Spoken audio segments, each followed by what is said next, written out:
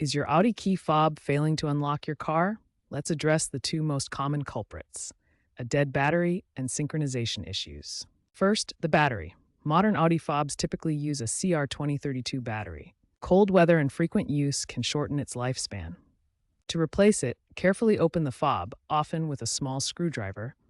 Test the old battery with a multimeter.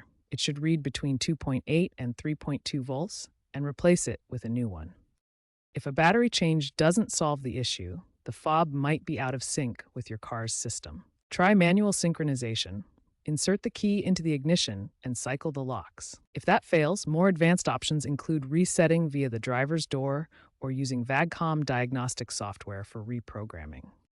If the battery and synchronization aren't the problem, the issue might be a faulty lock actuator. This is the electric motor inside the door that engages the lock. These can fail due to wear, moisture, or debris. Start by inspecting the actuator for physical damage. You can also test its continuity with a multimeter. The resistance should be between 2 and 5 ohms. Try lubricating the actuator with a silicone-based spray to prevent corrosion. If these steps don't work, diagnostic tools like Autel MaxiSys can help identify error codes, such as B1056 for actuator faults. Note that Audi's integrated systems mean malfunctions can cascade. A fob issue might even trigger alarm faults.